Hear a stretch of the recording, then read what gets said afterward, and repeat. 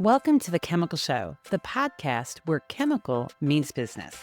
I'm your host, Victoria Meyer, bringing you stories and insights from leaders driving innovation and growth across the chemical industry.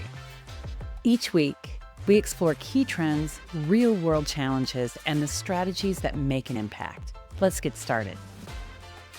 Welcome back to The Chemical Show, where leaders talk business. Today, I am speaking with Jeff Hancher, who has navigated the path from the Army into being corporate leader and now is a leadership expert running his own business. Jeff has recently published a book, Firm Feedback in a Fragile World, which we will link to in our show notes. And we're going to be having a great conversation about leadership, feedback, and frankly, how we all can be successful in our careers and leading teams. So, Jeff, welcome to The Chemical Show. Man, it is good to be with you, Victoria. I love what you're doing to support your industry and certainly to support leaders. Everything rises and falls at the hand of a leader, and I'm looking forward to the discussion. Yeah, absolutely. I'm so glad that you're here. And of course, you yourself host a really successful podcast. And so we might get a chance to talk about that a little bit and certainly want to encourage people to listen to your podcast as well. Sure. Absolutely. So Jeff, what's your origin story? What got you onto the path that you are today? I'll give you the Cliff's Notes because that could be a long episode. But I grew up in southwestern Pennsylvania, about 20 miles south of Pittsburgh. Grew up in rural America, born into poverty. Had two parents that never worked a day in my life. A mom that battled a disease called lupus. A dad that battled chronic osteoarthritis that led to tons of surgeries on his feet and amputation. It was really, really rough growing up. You know, when I became a teenager and had some freedom, things got worse. There wasn't a lot of direction. My parents were good people, but they were literally fighting for survival. And being a teenager with not a lot of direction led to a lot of bad decisions. Brushes with the law, the wrong friend groups, you name it. I felt like, me and my brother kind of felt like the walls were caving in on us. And when I graduated from high school, I never really saw college as an opportunity. One, because of affordability, but two, I just wasn't a great student. But I knew I wanted more and I didn't really know what to do. So I had a couple options. I could go into the coal mine, I could go into the steel mill, or I could join the military. And I joined the military just because I wanted to experience something different. So I find myself in Fort Jackson, South Carolina, in basic training, running Tank Hill and doing all the things that a new soldier does. And after I transitioned from the military, I was going to use that GI Bill to go to college, which was unheard of. Like, nobody had ever done that in my family. But I had this GI Bill, so I was going to give it a shot. And I was a few weeks from starting, and my dad called and made me aware they were sending my mom home in hospice. And we had gotten that call before where she would get really, really sick. This time it was different because this time would be the time that my dad was also having a leg amputation while my mom was being sent home in hospice. Gosh, that is a lot for a family and a young adult to grapple with. Yeah, and I mean, so you have all of this going on. My brother's in a career, so I did what anybody would do, and I put college on the back burner. And I helped get all the nurses set up and get things a little bit stabilized, helping my dad through rehabbing, you know, how to figure out how to use an artificial leg and all this stuff. And I didn't want to be a burden on my parents, so I went and looked for a seasonal job. I didn't have a lot of skill, so I needed some kind of grunt work. And I ended up applying to be a truck driver at Cintas Uniform Company. And what I thought was going to be a seasonal job ended up being nearly a 25-year career in that Fortune 500 company. And I went from entry-level fill-in truck driver to a senior leader in that company. And it's not because I'm anything amazing. I worked hard, but I had that level of success because I had leaders that had a lot of belief in me and supported me along that journey. And I thought I was going to retire from that company. And in early 2019, I started a leadership podcast to kind of give back to what's been given to me. And that led to a lot of great feedback and a side hustle of doing leadership trainings and executive coaching And in December of 2019, I felt the conviction very strong to leave the company I loved and all the unvested stock and the risk of starting your own company. And I branched out and started Jeff Hancher Enterprises, and it's been an amazing ride. So that is amazing. That's kind of the Cliff Notes.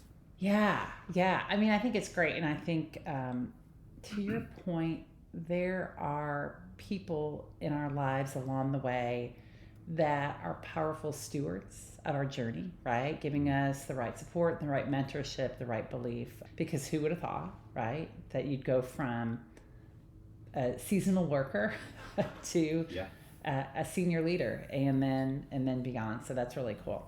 When we think about this, and of course you've been working a long time, you started out in the military, what's different today, right? So when you look at leadership, and I know you're a student of leadership, what's different about leadership today versus what it was 25 years ago? I say it's never been harder to lead. Make no mistake, we are very much so post-pandemic.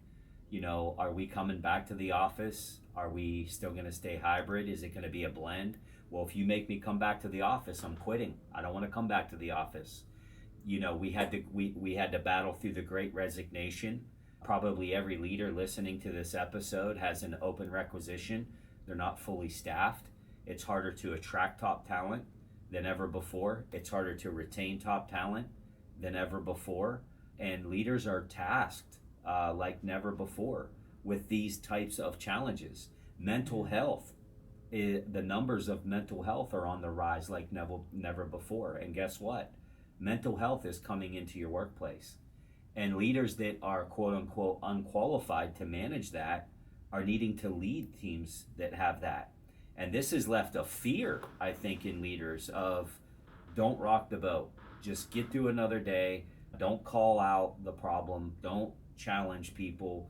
Just no ripples. And what we know is that that's not good leadership. We're all a product of feedback. We're all a product of a tough conversation. But I think now more than ever, leaders are fearful of it because things are already so fragile. They just don't want to rock the boat anymore. There's plenty of challenges leaders are navigating. Yeah, that's so interesting because, I certainly hear, and you hear it from both sides, right? Where people struggle with having a not great leader and a not great boss, and they can't believe certain things that are happening or that certain people get away with. And then, on the same side, leaders are struggling. So you kind of touched on some of these things, but we've got this whole aspect of all these changes. You've touched on some of them. I think about AI digitization, the whole return to work. Are you in the office? Are you not in the office? What the holy heck are you doing? Certainly in the chemical industry, we're in a period of disruption, right? So tariff, supply chain, depending on where you sit, there's some major shutdowns taking place as the world shifts a bit. How is that influencing corporations and leaders when they think about going to work and how they lead effectively? What does that even look like today? Yeah, it's challenging because guess what? Last I checked, leaders are humans. They have feelings, they have emotions. Leadership can be a heavy load, but what I've learned about the greatest leaders is it's not the load that weighs you down, it's how you carry it. If you wear a backpack low to your back and there's 50 pounds in it, it's going to feel like 100. That same 50 pounds, though, if it's secured tightly to your back and high on your shoulders, it might only feel like 20. It's not the load that weighs you down, it's how you carry it. Here's the thing about adversity. The greater the adversity, the greater the opportunity for impact. And I'll tell a story to drive this point. If you think about a trauma surgeon, this is somebody that spent 10 to 13 years of their life to get started, to be good at what they do. This is a person that covers the most traumatic events that come through an emergency room. This is gunshots, stabs, head-on collisions. They've been trained to take care of the most adverse, acute health situations that come through the hospital. And can you imagine being a trauma surgeon and day after day, day after day, day after day, not one case comes through the ER. And you find yourself one day sitting there as the trauma surgeon and you look over to the nurse and you say, this really stinks. And she says, or he says, what stinks? There's no trauma cases coming in. And the nurse says to you, the trauma surgeon, are you saying that you want people to get hurt? And you, the doctor, sit there and you think about that and you say, that is kind of a crazy thing to say. Yeah. I really don't want people to get hurt, but it's what I've been built to do. So much so that if trauma is not happening in this city, I'm going to go find a city where it is. Why? Because I've dedicated my life to this. It's what I'm good at. It's what I'm built to do. I can make a difference in the most serious of situations. If a leader takes this posture when the chemical industry is under attack, it's under political strain, all of these things are happening. There's going to be a leader that represents a brand that's going to look at all this adversity and say, this is my moment. This is the opportunity that I've been waiting for. And I will tell you, when you take on this posture, what we know is that everybody listening to this show is going to face adversity. You're going to face death of somebody that you love dearly. There's people right now that have just been told that their 15-year-old is addicted to drugs. There's somebody listening to this show that have just been told that their husband or wife has stage 4 cancer. This is real, Victoria. This is the real workforce that we're leading. But here's what I know. None of us are going to escape tragedy. None of us are going to escape adversity. There's going to be competitive pressure, political distress, social injustice. It's all going to happen, and it's going to keep happening. The leader that steps up and says, you know what? This is my opportunity to shine. I have developed myself in a way that this adversity is actually, it's going to give me a competitive advantage. Those are the leaders with that mindset that are going to win and dominate. So it prompts a couple questions here for me, Jeff, which is, number one, how do you develop those skills? Mm-hmm. And number two, how do you recognize the opportunity and when to apply those skills? Because I think many of us are excellent practitioners, but sometimes we just apply that at the wrong time in the wrong way, and it screws things up. So how do you build the skills, and how do you apply them correctly? Man, that's a great question. You know, I always say that everybody on planet Earth is in one of 4 camps. And camp 1 is, I hope it doesn't come up. Camp 2 is, if it comes up, I'll wing it. Camp 3 is, if it comes up, I'm ready to talk about it. But then there's Camp 4 people. And Camp 4 people have this mindset of, if it doesn't come up, I'm bringing it up. Not because I'm arrogant, because I see it as a duty and an obligation. Think of somebody, you're at Walmart and somebody yells, help, help, they're not breathing. And you know CPR. You've been trained in CPR. And you hear this cry for help. In this moment, you're in Camp 4 because you know CPR. You know how to use a defibrillator. So you run to the lifeless body. You're not thinking this is arrogant. You're not waiting for somebody else to do it. This is a Camp 4 moment.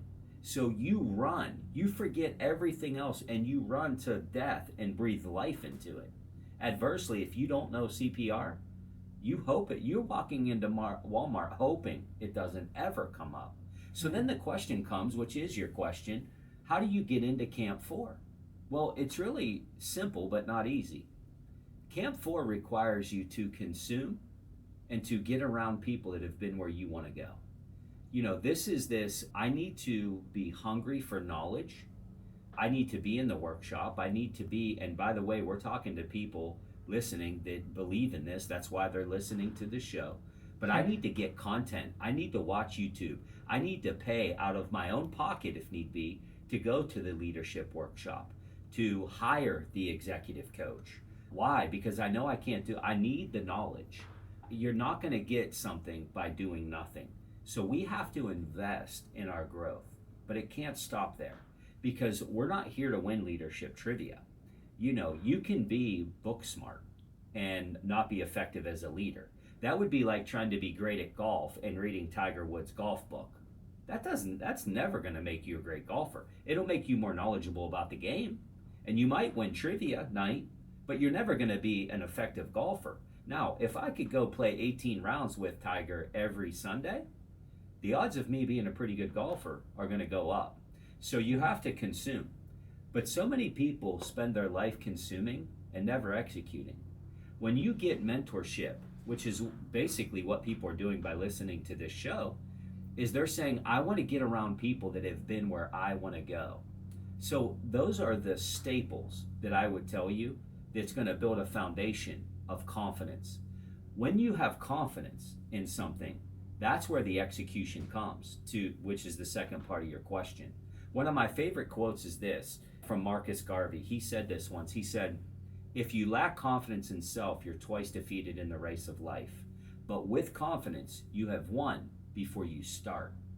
This confidence thing is the ultimate wild card for anybody, and especially a leader. Because when you have all of the knowledge and you understand through mentoring or leadership how to execute it, now you're in camp 4 and you can run into the biggest problem. Yeah, that's really great. And I do think this whole aspect, to me, it points to maybe a growth mindset and being around the right people.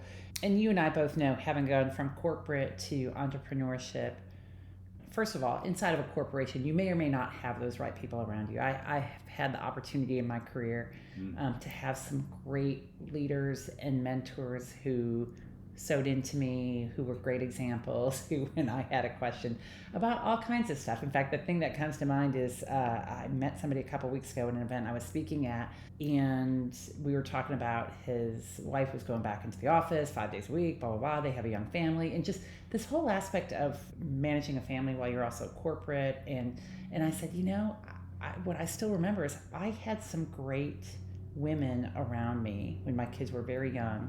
I mean, today as well, but when my kids were very young and I was at Shell working in corporate, who basically taught me how to have a nanny, and what do I do with a nanny, and how do I help balance this for my family, because that was something I needed to learn and I needed people to show me. I had some great leaders that helped me with the commercial aspects of my business and commercial acuity. Great leaders that helped me be a leader of people. And so I think this aspect of having that around you, and then if you don't have it, creating it, finding it inside your company, outside of your company. And again, as an entrepreneur running a small business, you have to go out to create that community and create that mentorship and make that happen. Man, that's so true. And think about what you said. Some of the things that you just said, they transcend business results. Like somebody that sat you down and said, this is how you can still be a good mom and be successful in business.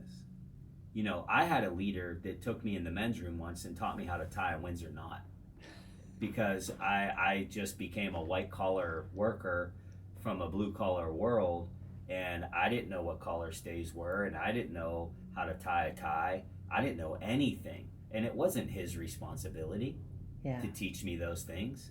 He went beyond the business results to make deposits into me. And I'll bet this.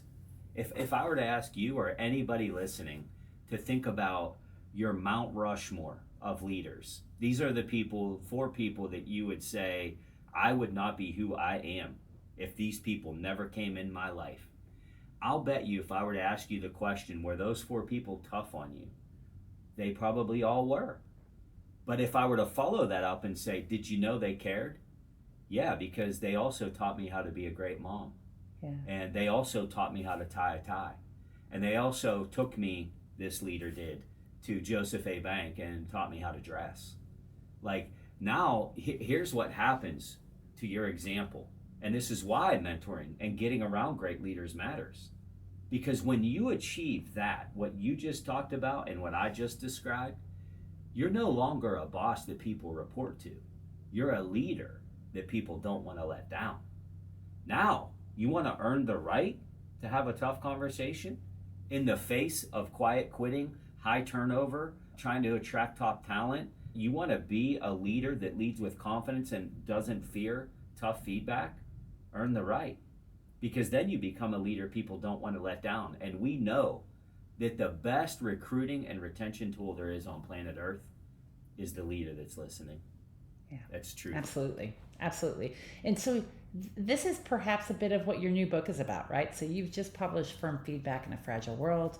When we look across, heck, every industry, but let's talk about the chemical industry, there's a lot of what we do that is kind of just required, right? We need to have a safe operating environment, compliance from a regulatory product perspective, dealing with operational complexity, safe and secure supply chains, so many different things. Things can go right, things can go wrong. When things go wrong, tragedy can happen, and of course we all seek to avoid that. How do you deliver that tough feedback? What is there a formula for tough feedback without breaking trust or employee morale and continuing to build on that? Yeah, there is a formula. The framework we talk about in the book is that of expectations, feedback, and accountability. Making sure expectations are clear, reasonable, people understand why the expectation is good for them, they've been adequately trained to meet or exceed the expectation. But then this feedback piece, I'm a big fan of frequent and scheduled one-on-one debriefs for everybody in your company. And I always get pushback, and I'll hear people say, we don't have time for that. Well, then you need more leaders, because last I checked, you're only as good as the people that you're developing. You could have the best product in the world, and if your leadership is weak, you're going to lose. Adversely, if you have superior leadership with moderate or even inadequate product and service, you're going to be a fierce competitor. Because what we're talking about here is culture, and I talk about this in the book. But it leads to then, well, why is it that leaders fear or have this anxiety about having a tough conversation? We've all had that tightness of the chest, that sweaty palm, whenever you have to address that employee that degraded you or interrupted you in front of everybody in the team meeting this morning. And by the way, they're our peak performer, and if they quit, we're going to be screwed, that person, and we got to have this tough conversation. I talk about the acronym FEAR in the book, and of why there's this feedback avoidance. The F is fallout. What if I have this hard conversation and people don't like me anymore, or it ruins my brand or my reputation? Then you have the E, which is emotion. What if I have this conversation and they get angry, or they feel embarrassed, or if they cry? Here's what I'll tell you. If you haven't made anybody cry in leadership yet, you're probably not doing it right. Not that we want people to cry, but we got to have hard conversations. The A is amateur, which is probably a big one. And this doesn't mean you're new to leadership. Amateur means you've never really been taught a framework of how to deliver feedback. You could be in leadership for 15 years, and believe me, these are the people coming to my workshops who at the end of a workshop say, nobody's ever told me this. I know, that's common response. So you might feel like an amateur, and an amateur means, you know what, I'm not going to do anything because I'm afraid to get it wrong. But then you have the R, which is retaliation, which is very prominent in the corporate world. What if I have this conversation, it doesn't go like I want it to, and they report me to HR, or they tell my boss, you know what, I don't want to rock the boat, I'm not going to do anything. Well, the good news is this: if you have confidence, and we've already proven that the leaders that have made the biggest impact on you were tough on you, that means you got to get tough. What I'm not saying is be aggressive, because there's a leader listening that says, see, I'm doing it right. I'm not talking about getting a stick out and whacking people. I'm talking about finding the balance of earning the right to have a tough conversation. That's the framework in the book. Expectations, feedback, meaning feedback's not the same for any two people. You, Victoria, might need supportive feedback in the morning, but by the time afternoon hits, you might need collaborative feedback. That new employee, they don't need collaborative feedback. They need directive feedback because they don't know what they're doing. That peak performer that has stopped performing for you, they need supportive feedback. So we have to at least understand that there's multiple types of feedback and the best scenarios to deliver the feedback, which is what we talk about in the book. Yeah, I like that. And it's actually a great segue to one of my other questions, which is going to be around, when people are under stress, leaders, employees, everyone, we sometimes would, but if you're a leader under stress, a lot of times you revert to like your worst behaviors, right? So you've been really good, great feedback, consistent, and then whatever your old comfortable habits, ways of communicating, ways of giving feedback, whether it's being directive or explosive or what have you, often come through in those Mm. stress moments. How do you maybe recover from that, right? If you recognize that, but also how does that change the way feedback is received? How do you just find your path through it? Because the reality is, we've all seen this, right? We've lived it, we've experienced it, we've been it at times. Oh, yeah. How do you navigate that? Yeah. Well, what we know about the greatest leaders that have ever walked the planet is they all have one common thread, probably many, but one of them is they're composed. Great leaders are composed. Rarely, not never, but rarely is anything personal.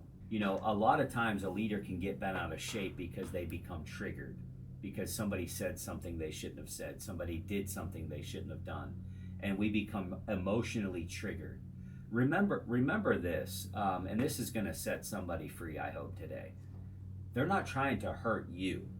They're trying to help them. They're not trying to hurt you. They're trying to help them. This isn't personal. If they show up on your porch with clenched fists, now it's personal. It's rare that that's going to happen. Think about it this way. You're driving down the road one day and you see a stray dog. You can see its ribs. You can tell, like, this dog is probably days away from dying. It's been neglected. And so you pull the car over and you say, "Hey, Skippy, jump in the car. I'm going to save you." The dog's not jumping in the car. It's not doing that. So you walk over to the dog and you talk nice and you say, "Hey, I'm here to help. You look like you're having a bad time." And you go to pet the dog. And what's that dog do? It bites you. And you say to yourself, "How dare you? I'm just here to help." Well, why is the dog biting? Because it's been beaten. It's been neglected. It's been abused. It hasn't eaten in days. And here's the thing. You don't give up on the dog. You go and you get treats. And you can maybe get a blanket. And you sit down in a less intimidating posture. And you start feeding the dog some treats. Why? Because it matters to you so much to save the dog. And you have to build trust. So over time, the dog starts to trust you and it gets in the car and now you're able to help it. Now look, all due respect to animals, but this is a dog. I find that too often leaders give up on people too fast. They're not trying to hurt you. They're trying to help them. That dog wasn't trying to hurt you. It was trying to protect itself. Composure is having a perspective that's completely different than average leaders. That I'm not moved by my situation. And I always know I can either change my perspective or change my environment. This adversity, it sucks compared to what? That's freedom. This sucks compared to what? That employee just called me a jerk. That sucks. Compared to what? Fighting for your life in an emergency room? Being in a foxhole taking bullets? This sucks compared to what? Like, we have to fight for perspective, and we have to realize we are leaders that have been put in this position to navigate challenges. A fireman never says, "Oh, here goes the alarm again. Looks like we got to go into a burning building." No, in some kind of sick way, they get excited about it because it's what they get to do. When we feel this emotion that we're losing composure, that's when we got to take a breath and we got to check ourselves. And we got to build this level of confidence and change our perspective so that we can lead through the toughest of times. We're not literally going into battle. That's a whole different level of stress. We're navigating business challenges. So that would be my advice to somebody that is fighting to not be so emotional. Yeah, that's really great. So, you talk a lot about firm feedback, and we've been talking about feedback and mentorship here. Can you share a story maybe from your own experience or from working with a client where giving or receiving feedback created a real breakthrough situation? Because I sometimes think we think of feedback as a correction and, it's kind of keeping people on the inside the straight and narrow, so to speak. But when does feedback create breakthroughs? Do you have any examples around that? Chapter 1. Yeah. So I'm a truck driver. I'm a blue collar guy, dirty job, picking up nasty, dirty clothes. I would see these really fancy looking people around the office. They wore nice suits and nice ties and had shiny shoes, and they drove these real fancy cars. You probably heard of them, Honda Accords. I mean, these were fancy people. And I inquired about who these people were, and I heard that they were salespeople, and I wanted to be that. And I finally get my break, and I have a sales manager, Sean, and he took a chance on me. I was a good driver. I won awards and trophies, and I was a hard worker. That was known. But he was taking a chance. I had no sales experience at all. And this guy would stay after work with me and role play with me. He would teach me interest creating statements and how to overcome objections. He would jump in the car with me and go on sales calls and coach me after a call. He would take sales calls and let me observe the master doing it. He's the guy I told you about that taught me how to tie a Windsor knot, that told me what a collar stay was so my collars weren't flapping. He's the guy that took me to Joseph A. Bank on a lunch break once and taught me that your belt and shoes were supposed to match and the difference between a sport coat and a suit. This is a guy that went way beyond a balance sheet and a key performance indicator. And I gained so much respect for him. And I was fighting hard in this position, Victoria, because I came from nothing. I have 2 sick parents that are still living in the high-rise, 1-bedroom apartment. My mom many times would cut pills in half because spread them out because the co-pays were so expensive. Like, I wasn't trying to buy a Rolex. I was trying to give my family a better life. Yeah. And I was on my way to my first sales call one morning, and I got a call from my dad, and he said, I just arrived at the hospital with Mom, and Jeff, I think it's different this time. And so I did what I did hundreds of times, and I drove to the hospital. And Dad was right. This day it was different. This was the day that I would hold my mom for the last time, and she would pass. And Victoria, it broke me in every way imaginable. It broke me. I went into a very dark place emotionally. I didn't care about the Honda Accord anymore.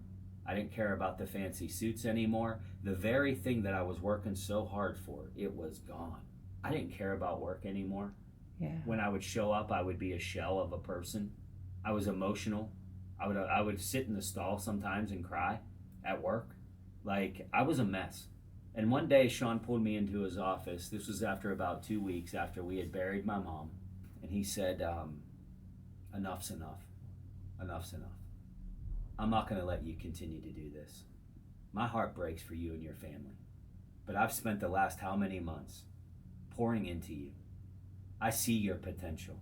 You have an 18-month-old son. You want to have a more family. Your dad is still here and he needs you. And you're about to throw all of this away. And I'm not going to sit by and watch it. But you know what? I'm going to give you 24 hours and we're going to meet again. And you're going to make a decision. You're either going to become the person that I know you're capable of being, or you can't be on my team. This was a crossroads. I thought about quitting. Who's this guy to tell me? I'm not going to be told what to do. I'm over it. I'm done. And I came back the next day and I looked Sean in the face. It was a turning point. Wow, that's amazing. So thank you for sharing that, because that I know is a very personal story and very vulnerable story. Yeah. But to your credit and to Sean's credit, to have somebody that was that committed personally to you is really critical. And he probably stretched the boundaries of what was, typical, acceptable boss activity at your company, right? At Cintas, right? So big company, it's not like it's, and to be able to do that, to feed that into you. And then obviously, here you are. Yeah. Think that about talking that. to, so to speak, Yeah, think about what's worked. It happened was what since you then. needed at that point in time. Yeah. But to have that level of trust between the two of you to make a difference like that is huge, enormous. Yeah. I mean, think about it. If you don't earn the right and you have that conversation, I mean, you might get punched, for goodness sake. That's extreme. But it's like he earned the right to have that tough conversation. And think about what's happened since then. I had, from that moment of that tough conversation, I went on to win multiple President's Clubs awards in sales, 11 more promotions. I launched a business, a podcast, a book. Yeah. I don't know, but I wonder often, had he not done what he did and was the leader that he was and leaned into the tough conversation, would I be who I am today?